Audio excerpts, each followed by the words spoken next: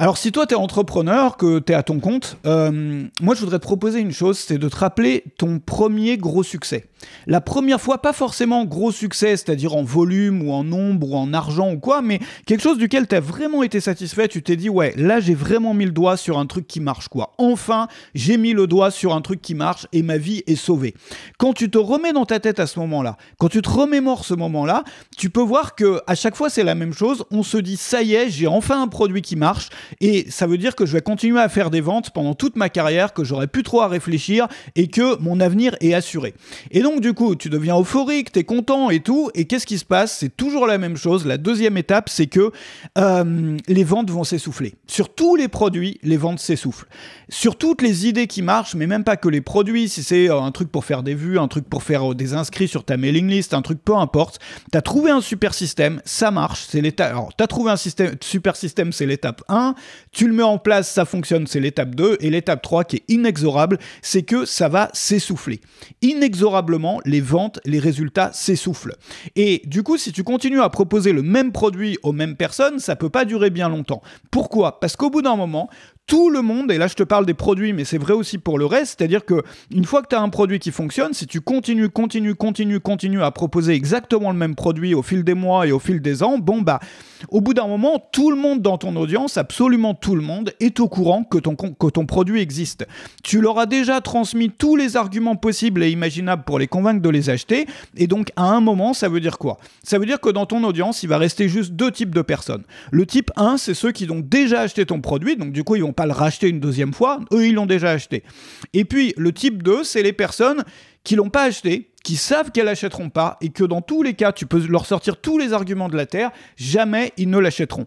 Donc du coup, ça s'appelle l'essoufflement. C'est ce qui arrive exactement au point où, bah, tu vois, quand tu as épuisé ton produit, quand tu as épuisé une offre, quand tu as épuisé quelque chose, soit les gens l'ont déjà acheté, c'est-à-dire toutes les personnes susceptibles d'être intéressées l'ont déjà acheté, donc ils vont pas l'acheter une deuxième fois, et les autres, bah, ils l'ont déjà vu, ils sont au courant, ils ont vu toute ta promo, ça les a pas convaincus, donc c'est pas aujourd'hui qu'ils vont être convaincus, ni demain, ni dans un an. Tu sais, si t'es comme moi et que tu suis pas mal de créateurs qui ont des produits, des formations, des choses, bon bah, tu le sais, on suit pas mal de gens qui ont un produit, on est au courant que leur produit existe, on aime bien parfois leur contenu et tout, on sait qu'ils ont un produit, mais pour une raison ou une autre, on se dit ce produit-là, il est pas pour moi, je l'achèterai pas.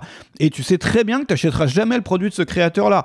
Et il peut essayer tout ce qu'il veut, comme argument, comme tout ce que, voilà, peu importe, il n'arrivera pas à te convaincre. Et donc, du coup, tu te retrouves avec une partie comme ça et une partie qu'il a déjà achetée.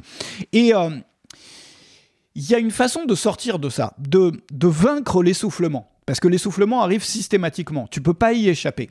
Et la façon de vaincre l'essoufflement, d'en sortir, c'est de lancer un deuxième produit. C'est-à-dire de lancer un produit sur un sujet différent, et puis encore un autre, et puis encore un autre. Parce que déjà, les personnes qui ont déjà acheté le produit numéro 1, bah, elles sont susceptibles d'en acheter un deuxième, puis un troisième, puis un quatrième, puis un cinquième, puis un dixième. Et les personnes qui ont vu ton produit, qui savent qu'elles l'achèteront jamais parce que ça les intéresse pas, bah, peut-être que si tu proposes un produit sur un sujet 2, peut-être qu'il y a une partie de ces personnes-là qui sera intéressée par le sujet 2. Et puis après, le mois d'après, t'en proposes un sur le sujet 3. Bah, il y aura probablement une partie des gens qui étaient ni intéressés par le 1 ni par le 2 qui seront intéressés par le 3. C'est-à-dire que ça te permet d'aborder ton audience ou de proposer des choses qui sont sur des angles différents. Et toujours un angle différent, toujours un sujet différent, et un autre, et encore un autre.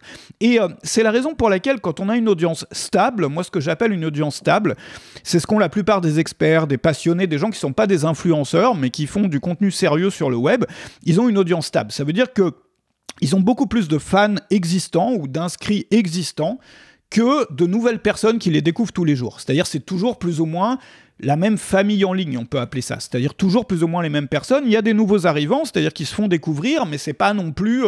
voilà, ils font pas des vues d'influenceurs, tu vois. Donc du coup, ils ont une audience qui est là souvent depuis des années, parfois, mais depuis même une décennie. Et puis, bon, il y a un peu de nouveaux arrivants, il y en a un peu qui partent, mais il y a vraiment quelque chose de ça. Bah, si tu es dans ce cas-là, c'est important de créer régulièrement des nouveaux produits. Parce que du coup, tu vas pouvoir proposer plus de choses aux mêmes clients. Après, il y a d'autres stratégies qui permettent de lutter contre l'essoufflement. C'est un sujet qui est super, super important pour les créateurs comme nous, pour les experts, les passionnés, pour les gens qui sont créateurs mais qui ne sont pas des influenceurs ou qui ne veulent pas le devenir. Bah, l'essoufflement, c'est quand même l'une des problématiques numéro 1. Et très, très peu de gens en parlent. Moi, c'est la raison pour laquelle j'ai voulu faire faire une leçon complète là-dessus pour les membres de Web Marketing Junkie qui se trouve dans la description. C'est mon site sur lequel je publie une leçon sur tableau blanc virtuel tous les jours avec une stratégie marketing, avec une méthode facilement applicable, il y a de tout sur la création de produits, sur les systèmes de vente, sur les systèmes de business, sur l'automatisation même. Et l'une des seules leçons, ça s'appelle Gagner sa vie avec une petite audience, le principe de l'essoufflement. Et dans cette leçon, je vais te montrer exactement comment ça fonctionne avec des stratégies anti-essoufflement. Il suffit, une fois que tu es membre, ou si tu es déjà membre de Web Marketing Junkie, de chercher essoufflement sur l'outil de recherche et tu vas trouver ça. Je t'invite à me rejoindre sur Web Marketing Junkie dans la description et je te retrouve pour un nouveau contenu demain.